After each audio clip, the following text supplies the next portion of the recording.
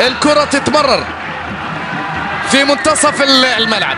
إدياكي يتحرك الآن. عبد الرحيم جمعة في اليمين، محاولة وتقدم لعبد الله قاسم ومرور وانطلاقة وكرة تتحضر. جول!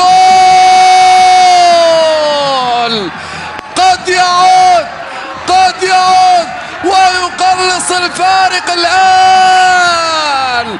القاسم المشترك باري بعد فاصل رائع من عبد الله قاسم.